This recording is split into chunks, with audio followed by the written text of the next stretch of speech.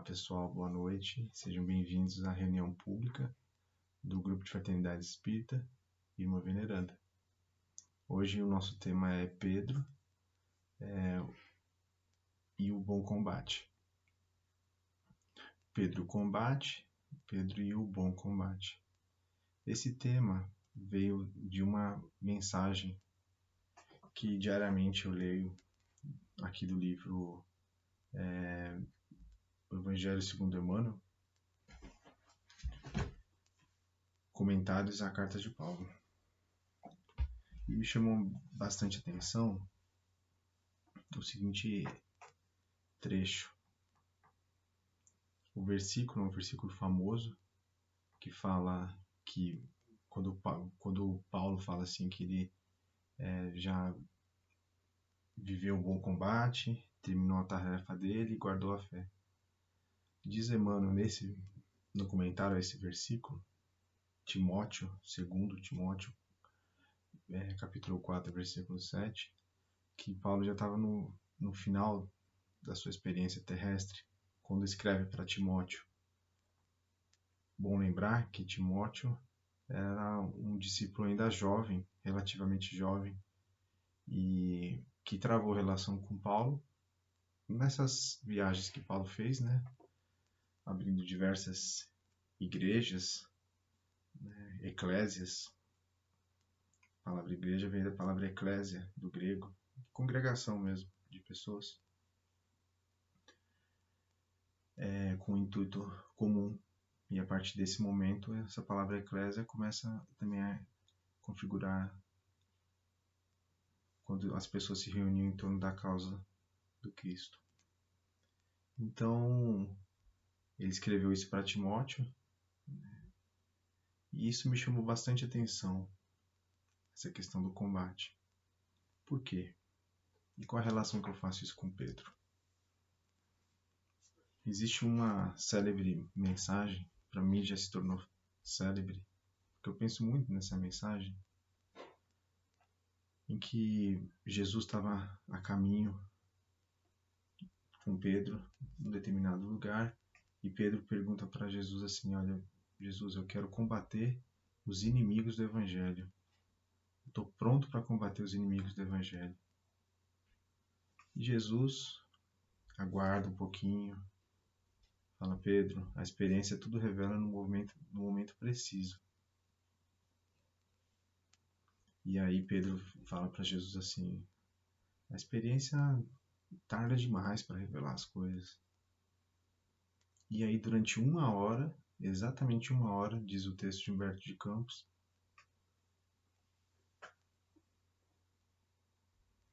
Pedro vai perceber que ele inicialmente ouviu um barulho, ficou na espreita, com medo de que fosse um ladrão, algo assim, e era André, o irmão dele, que apareceu. Mas além, Pedro começou a danar, a falar mal de uma determinada pessoa, e Jesus fala para ele: não, você conhece essa pessoa? Pedro fala: não, mas parece que você convive muito bem com ele, porque parece que você conhece muito bem essa pessoa. Então ele vai perceber que a maledicência é um problema muito sério. Passa um pouco mais de tempo, Pedro é contrariado na via pública e começa a falar vários impropérios, para a pessoa. E aí Jesus vai dizer que a cólera é um inimigo da alma muito forte. Mas além, caminhando um pouco mais, Pedro ouve palavras insinuosas e fica muito bravo com aquilo. E Jesus vai dizer para ele que a vaidade é um perigo para a alma. E por fim, numa outra situação, Jesus vai dizer para ele que a dureza também é um inimigo da alma. Em 1 hora, ele revelou para Pedro uma lição inesquecível, que também se torna inesquecível para mim na medida em que eu medito muito nessa lição. Então, no nosso último encontro, né, alguns meses atrás, a gente falou que a gente tem estudado um pouco quais são as transformações psicológicas de Pedro.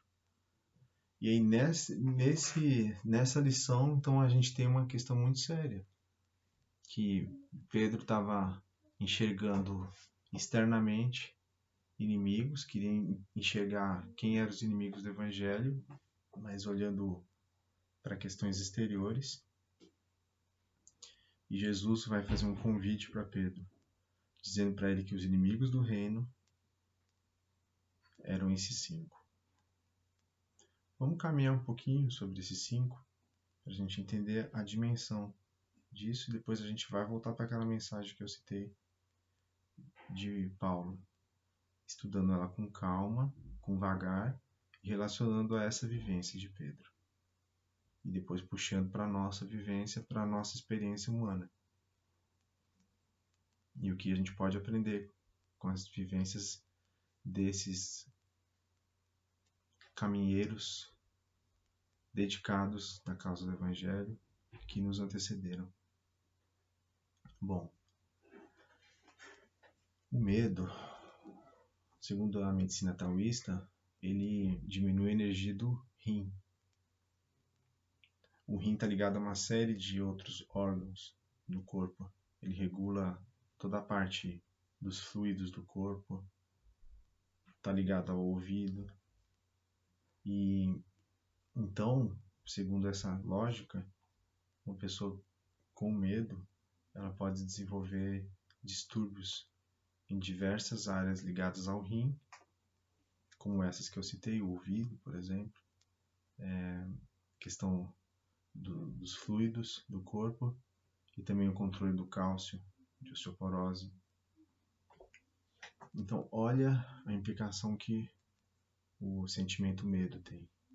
Então, Jesus, há 2000 anos atrás, ensinou para Pedro que o medo é um grande inimigo da alma. Então, o medo ele está ligado a situações externas, a como você vê situações externas, a como eu enxergo situações externas, como que eu lido com essas situações externas. Eu fico me perguntando qual seria o contraponto do medo. Como que eu trabalho essa questão do medo? E muitas vezes me vem a questão da fé, como o contraponto do medo. Então, se eu tenho medo de alguma situação, então eu exercito a confiança, a esperança, a entrega, a fé, em que existe um processo maior que organiza tudo isso. Isso, digo, as ocorrências da vida que a gente projeta essa situação de sentir medo. Por exemplo, esses dias, através de uma terapia que eu aprendi aqui em Alto Paraíso, na verdade aqui próximo da Cidade da Fraternidade, pedi, né, para minha antiga mestra, né, fazer um tratamento para mim, à distância. Aí ela falou, olha, você está com um rim muito baixo. Então isso indicava que eu estava com medo. E eu me acho uma pessoa, em geral, que não tenho medo.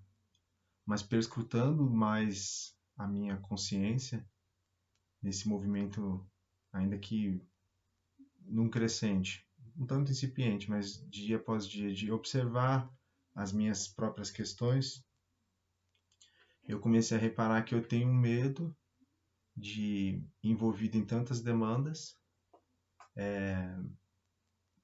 de que como que as pessoas vão me ver se eu errar, se eu fizer coisas equivocadas. E aí eu descobri que isso é um aspecto que eu vou trabalhar da vaidade que jaz aqui e que precisa ser trabalhada. Olha que coisa profunda. E é disso que eu venho trazer isso para vocês hoje. Partilhar experiências que estão ligadas aqui à doutrina espírita, a estar num contexto bonito e desafiador, que é aqui a Cidade da Fraternidade, e que é a experiência humana como um todo. Observando esses princípios da doutrina espírita, tanto quanto a gente consegue entendê-los, porque eles são, tipo assim, um canal para o infinito, e a gente dá conta de entender parte. Então, voltando nessa meditação em relação à questão do medo, eu entendi que eu preciso trabalhar isso. A fé de que eu não vou controlar o que os outros pensam sobre mim. Bom, seguindo em frente, então, um outro aspecto importante, que é um inimigo do reino, um dos inimigos do reino é a cólera. A cólera é algo que faz a gente perder a cabeça, é algo que, segundo essa medicina taoísta que eu acabei de citar, diminui a energia do fígado. E o fígado está ligado ao sistema nervoso, segundo os taoístas, e também está ligado aos olhos. Olha que coisa profunda. Certa vez, vale a pena citar isso. Eu não vou lembrar o livro exatamente, mas é fácil de achar. Você pega um PDF aí, baixa todos os livros do André Luiz, rapidamente a gente acha uma citação que o André Luiz vai dizer explicitamente que a cólera tem uma relação com o fígado. A ira, né? Bom, e qual seria o contraponto da cólera, desse inimigo da alma, que não está fora, mas está na maneira deturpada pela qual eu, várias pessoas, vários de nós, enxergam a vida? Meditando sobre isso, eu cheguei à paciência como contraponto, como algo a ser trabalhado para que a cólera deixe de vicejar em nossos corações, nossos sentimentos, e comece a entrar outro sentimento no lugar, que seria a paciência. Então, meditando sobre uma lição de Jesus de 2000 anos atrás, como várias outras lições, a gente sabe que ele deixou aqui mensagens que não caberiam em quantidade nenhuma de livros aqui da Terra, né? João escreve isso no final do seu Evangelho. Então, isso quer dizer que se a gente pega uma mensagem com calma e vai meditando no que Jesus falou, no que está na nossa própria consciência, na questão 621 do Livro dos Espíritos, vai dizer o quê? Que as leis divinas estão inscritas em nossa consciência. Então, quando fazemos esse movimento de autoperscrutação, a gente vai achar as respostas que estão no universo. Nós estamos imersos na energia divina, imersos em Deus, né, como diz Kardec, numa descrição maravilhosa que tem ali no livro A Gênese, que nós estamos imersos em Deus. Então é um aspecto imanente da divindade, que também tem o seu aspecto transcendente, ou seja, é imutável, né? É todopotência em diversos aspectos, e isso independe de nós, então é um aspecto transcendente. Mas também tem esse aspecto imanente, que muitas vezes, ao esquecermos desse aspecto, a gente se esquece de exercitar a fé, que Deus está conosco, que nós estamos imersos na energia divina. Não no sentido de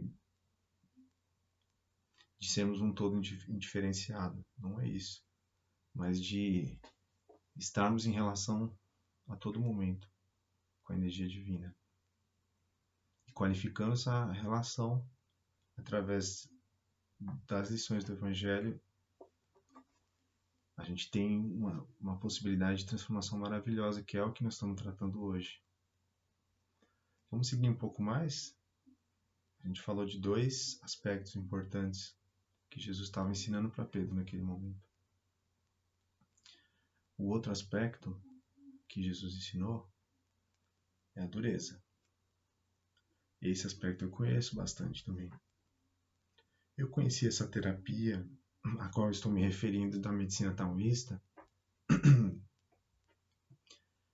há 6 anos atrás, e nesse tratamento, que eu também me referi já nessa palestra de hoje, sai um floral chamado Rock Water. E esse floral é um floral que denota uma pessoa que é muito severa consigo mesma e com os outros. Então é um traço, né? Que pode ser da personalidade ou pode ser de um momento. No meu caso, é um traço da minha personalidade que eu venho descobrindo a princípio, não consegui enxergar muitos anos atrás, e hoje eu enxergo que é um traço que precisa ser trabalhado. Então Jesus, há 2000 anos atrás, estava ensinando a Pedro que a dureza, a maneira dura como nós muitas vezes visualizamos o outro, ela é um inimigo para o nosso próprio desenvolvimento espiritual.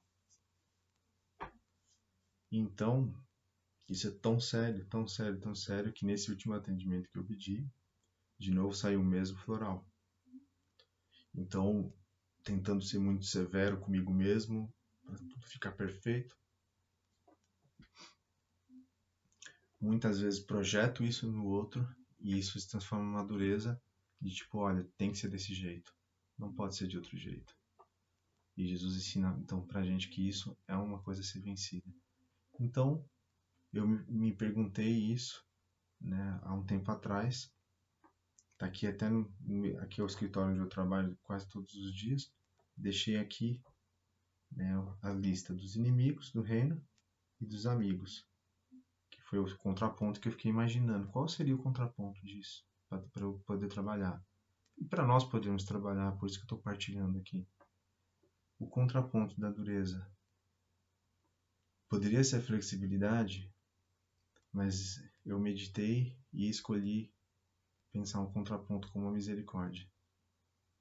Porque se eu aplico a misericórdia, a piedade ou a indulgência, com certeza tem as suas sutilidades, suas nuances, essas diferentes palavras que eu disse, mas eu pensei muito na misericórdia, porque quando eu consigo olhar qualquer um de nós nas suas questões com mais misericórdia, isso me traz paz.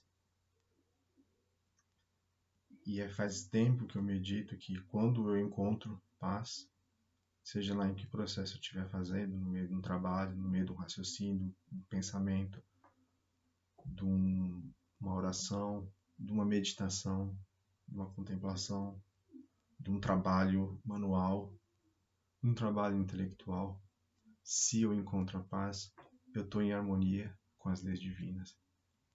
Porque a minha consciência está em harmonia com as leis divinas, ainda que seja por um átimo de segundo, por um instante breve. Então é como se fosse um curso infinitesimal, ou seja, bem pequenininho, de experiência com Deus, uma experiência celeste. Então, toda vez que eu visualizo alguém e aplico a misericórdia, busco enxergar isso com misericórdia, sinto uma energia, não é raciocínio só. Raciocínio é muito importante. Os nossos estudos espíritas ou estudos de qualquer outra ordem são extremamente importantes, mas desvinculados do sentimento, essa hipertrofia mental muitas vezes pode nos levar a estados muito deploráveis da alma. Então, o exercício do sentir, que é um exercício que eu tenho buscado fazer, me faz refletir sobre isso. Que a misericórdia, então, quando aplicada, ela faz com que a gente enxergue a fragilidade do outro. Como Jesus disse para Pedro, né, no livro Boa Nova, que o homem é muito mais frágil do que perverso. Então, mesmo diante de um erro, de qualquer ordem, quando se aplica a misericórdia, a gente não vê o outro com dureza. E não vê a própria vida com dureza. Então, vimos 3 inimigos da alma. E vamos partir agora para o quarto. O quarto é a vaidade. Bom, a vaidade, o contraponto da vaidade. Não é tão difícil, né? Então, a humildade. Então, reconhecer, fazer exercício de reconhecer que temos dificuldades, que temos ainda vaidade. E dar um passo além, de se perguntar como trabalhar isso, já é um exercício de humildade. E ele é o básico. Ele é como se fosse o comecinho de uma grande escada. Né? Então, de espiritual.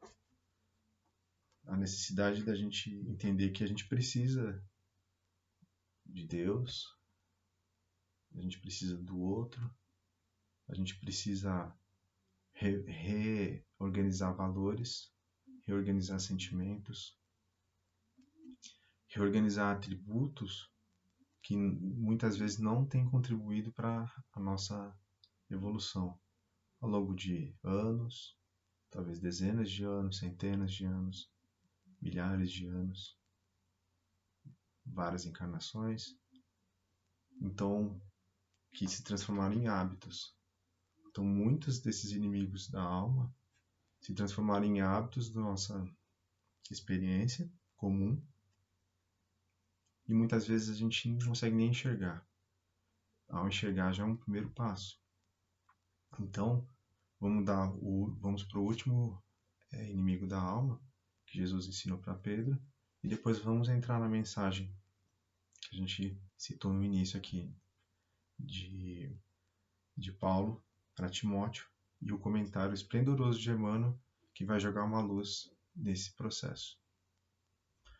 O último, então, inimigo da alma é a maledicência.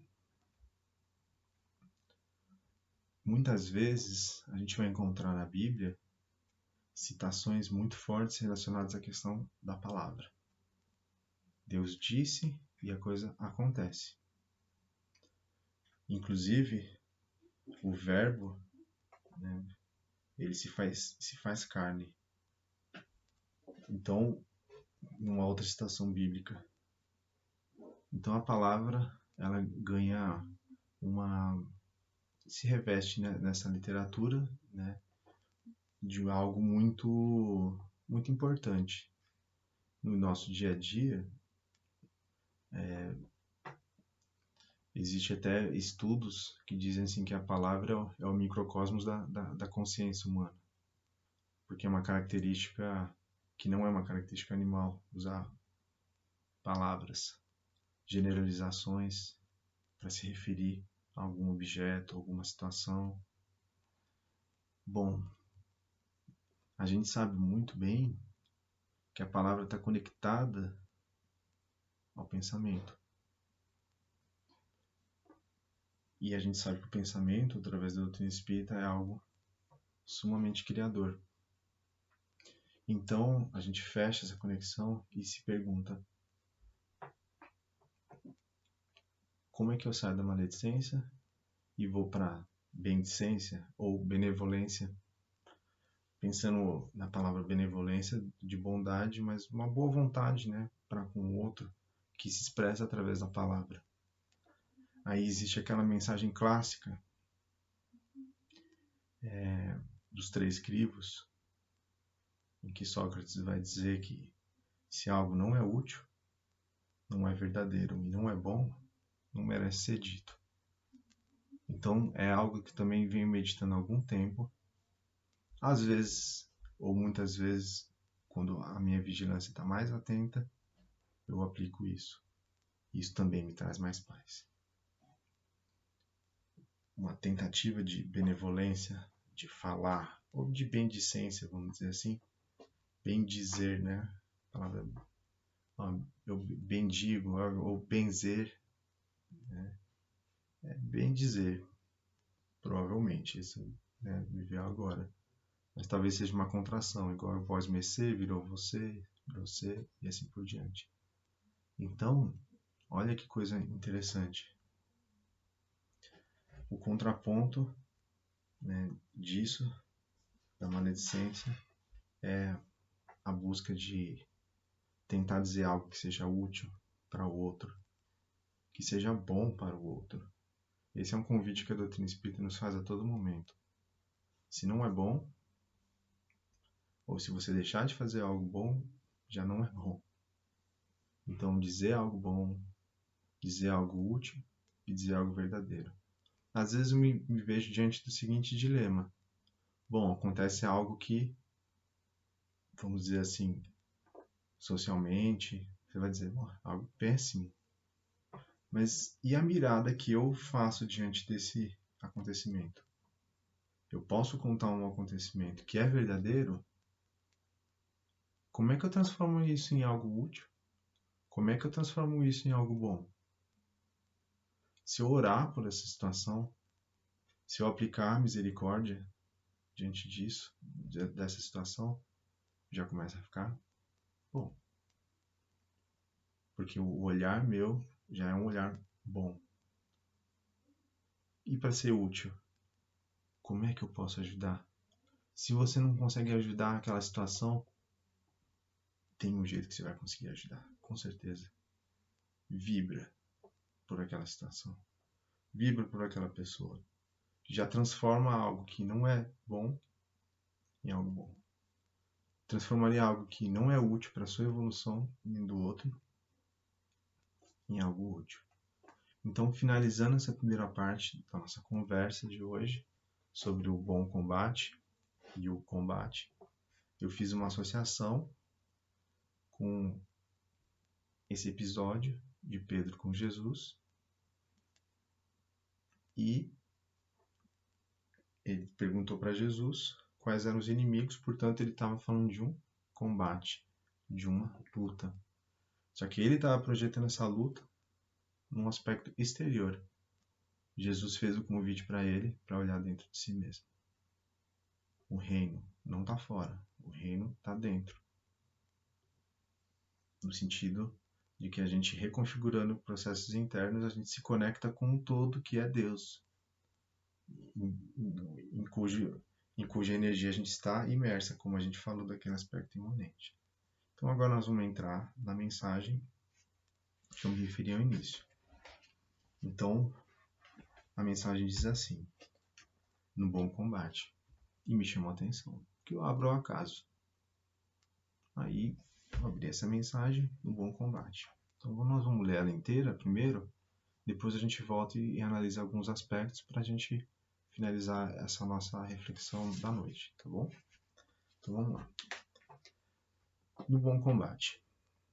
Nas lides da evolução, há combate e bom combate.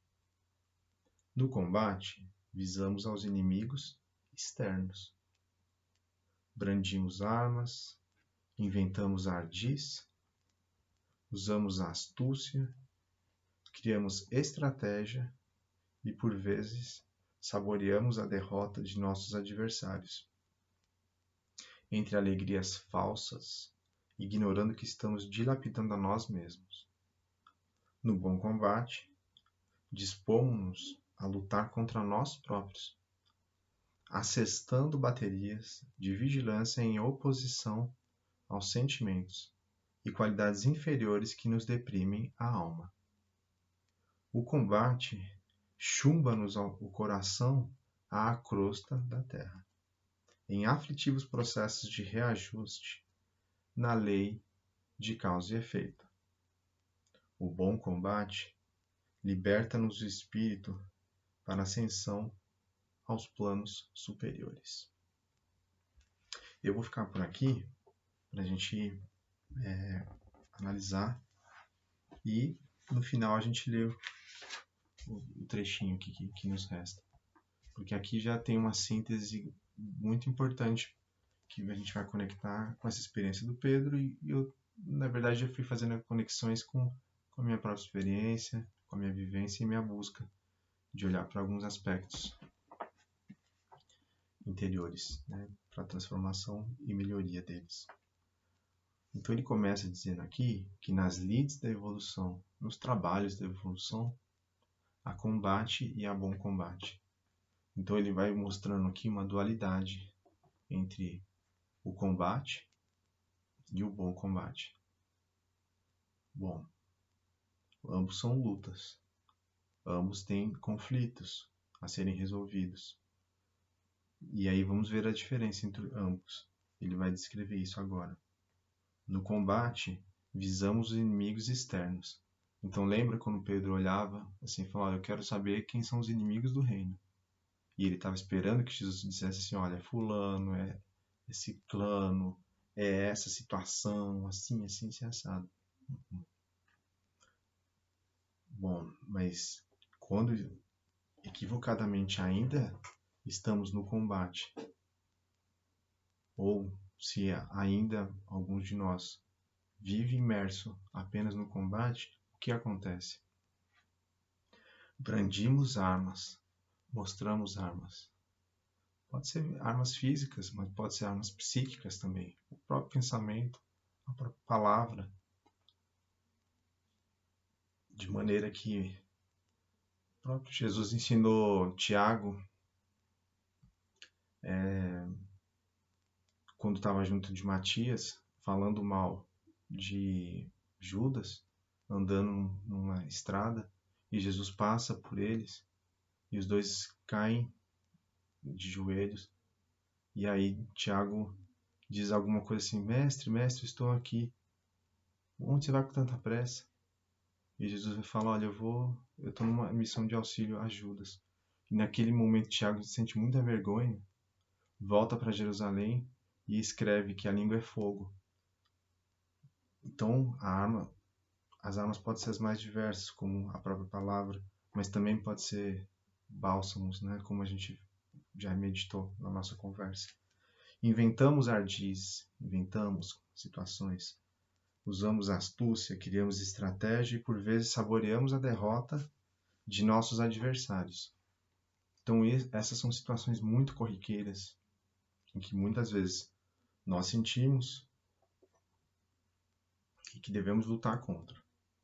Porque olha só o que ele vai dizer, e que vários de nós sentem isso. Entre alegrias falsas. Então isso gera uma alegria falsa, não é ligada à verdade. E aí, quando a gente faz isso, a gente ignora, ou seja, a gente está desconhecendo que estamos dilapidando a nós mesmos. Isso é muito forte. Então, a gente está deteriorando a nós mesmos nos mais diversos níveis. E é por isso que, quando eu citei aqui no início da nossa conversa, várias questões que os taoístas, os chineses, há muito tempo atrás, já enxergavam da relação da emoção com a questão da saúde, e hoje, sobejamente, várias pesquisas dizem isso, a doutrina já diz isso há muito tempo, mas isso não é suficiente, muitas vezes, para a gente mudar as nossas perspectivas de mundo e a maneira pela qual a gente se relaciona com o mundo. Porque é necessário sentir isso e passo a passo ir transformando isso. Não de uma hora para outra, tudo, mas buscando sempre, né, esse processo de transformação. Então isso é muito forte. Entender que esses inimigos da alma, essa projeção externa com algumas emoções que foram citadas aqui, que quem disse isso foi Jesus para Pedro, elas dilapidam a nós mesmos. Então esse é o combate. Então, e o bom combate? No bom combate, dispomos-nos a lutar contra nós próprios, assestando, colocando baterias de vigilância, em oposição aos sentimentos e qualidades inferiores que nos deprimem a alma. Então, a vigilância, muitas vezes, é confundida erroneamente com a vigilância de algo externo. Ó, sou uma pessoa vigilante, eu estou atento a tudo que está acontecendo. Mas não é fora, não. O que está acontecendo nos meus sentimentos, nos meus pensamentos, na maneira pela qual eu falo, na maneira pela qual eu ajo no mundo. Então, eu observando sentimentos como esses que a gente citou, equivocados, qualidades inferiores, é hora de trabalhar essas qualidades inferiores. Quando nós nos atentamos a isso, a gente está lidando com um bom combate. E esse bom combate vai fazer o quê? Eu vou inverter um pouco aqui e vou responder isso com a frase de Emmanuel. O bom combate liberta-nos o espírito para a ascensão aos planos superiores. É a pura evolução, gente.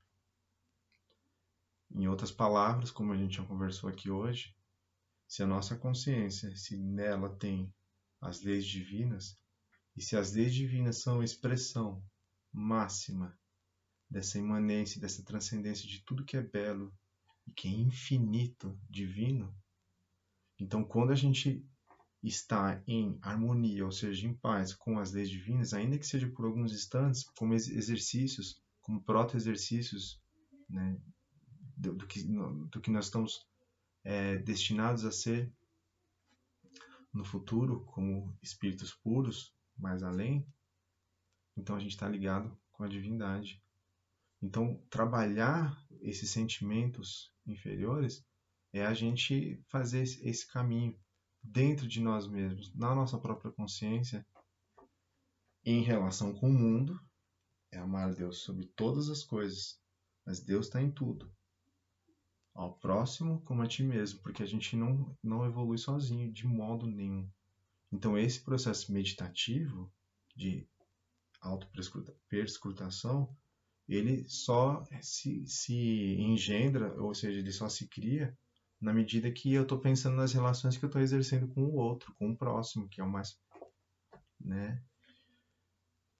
E também com Deus. Então está tudo conectado. E aí isso gera ascensão para os planos superiores da vida. O contraponto disso, o combate, ele chumba-nos o coração. Olha a palavra, é pesado. Ele agarra a gente, chumba-nos o coração a crosta da terra. Então a gente acha que tudo está ruim. A gente fica vendo muito mais os aspectos transitórios como se eles fossem permanentes. Várias vezes eu fico me perguntando se Deus é infinito, então todas as potências dele são infinitas. A bondade, o bem, a harmonia. Pode alguma coisa que é finita diante do infinito? Nós somos finitos. Pode algo finito criar uma desarmonia no infinito? Não. Então basta a gente cada vez mais observar que estamos imersos no bem, no amor divino, que é infinito. Então, com isso, a gente não vai ficar com o coração chumbado na crosta. E a gente vai encontrar nesse movimento interno, cada vez mais. Não é um espírito celeste que está falando aqui, absolutamente. Vocês sabem disso.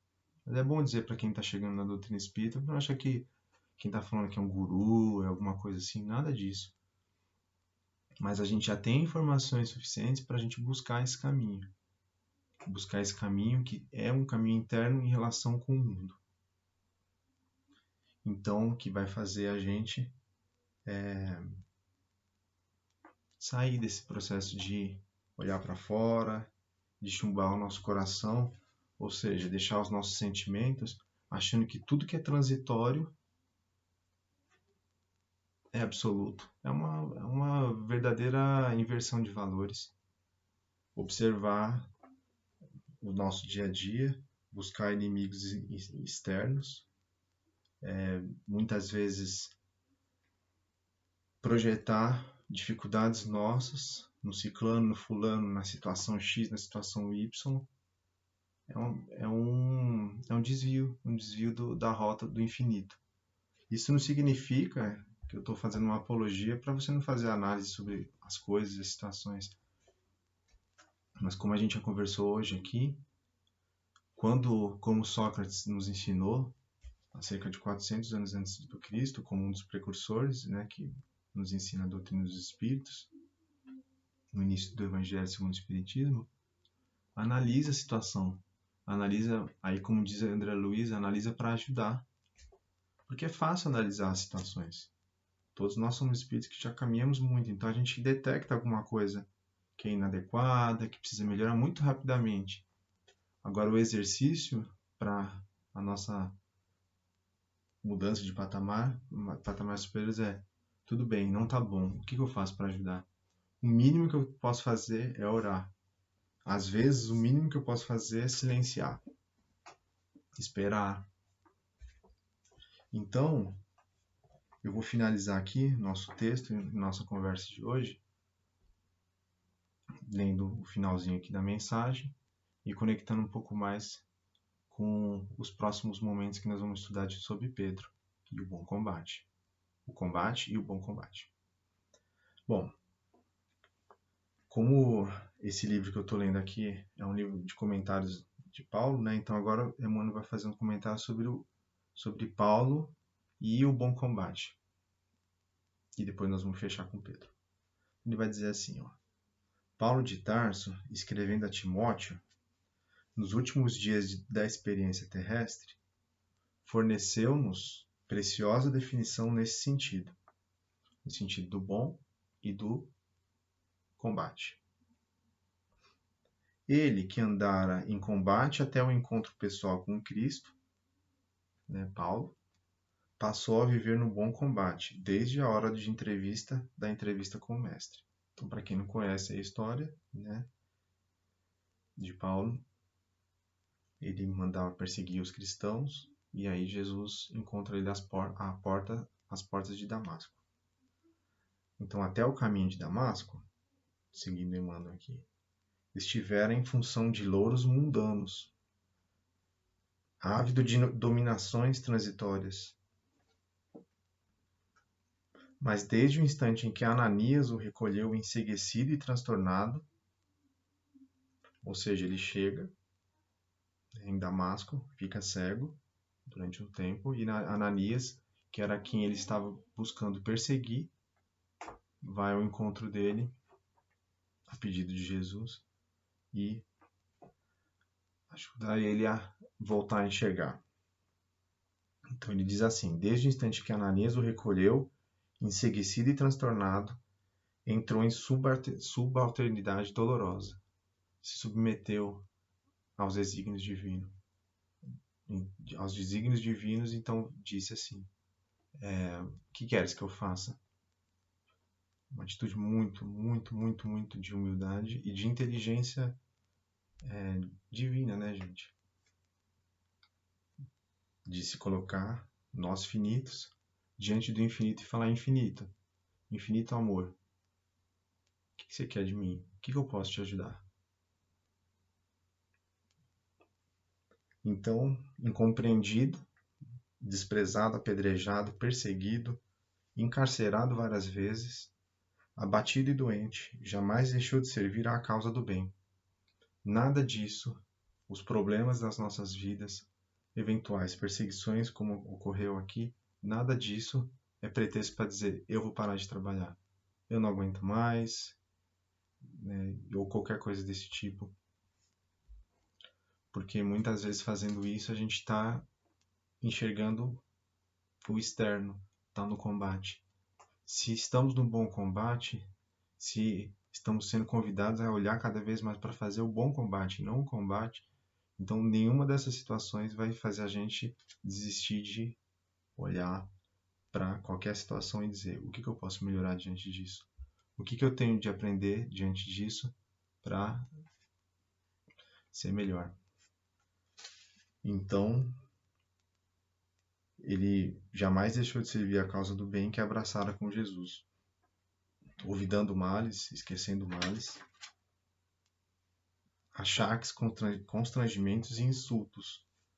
Ao término, porém, da carreira de semeador da verdade, o ex-conselheiro do Sinédrio, aparentemente arrasado e vencido, saiu da terra na condição do verdadeiro triunfador. Então, desencarne de Paulo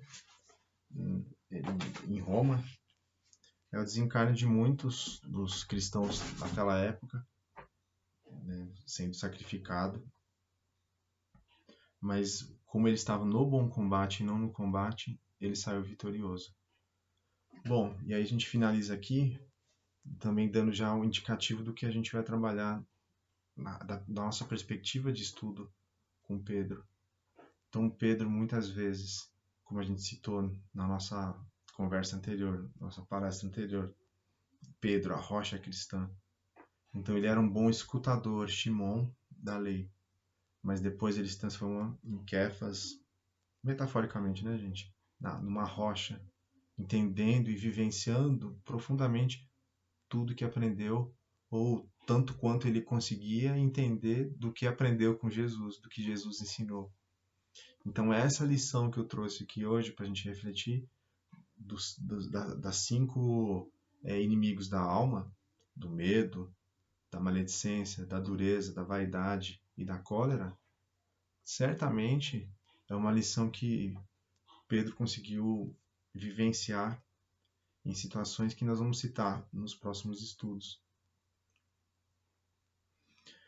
E isso a gente vai encontrar muito profundamente um Pedro sumamente diferente no livro Paulo e Estevão do que vários retratos que a gente observa de Pedro, que estão minuciosamente detalhados por Humberto de Campos em diversas obras dele, em que várias vezes você vai perceber que Pedro estava ainda num combate. Então, quais foram os passos psicológicos para ele sair do combate, vivenciando com a luz divina encarnada pelo Mestre, para ele passar para o bom combate? É isso que nós vamos estudar nos próximos estudos nossos. Eu agradeço muito a atenção de vocês para essa partilha dessas minhas vivências e das minhas buscas, de algumas das minhas buscas. E espero que a gente possa fazer um voo não externo para histórias que estão fora de nós, mas para histórias que tocam dentro de nós e que nos convidam a sermos melhores. Muito obrigado.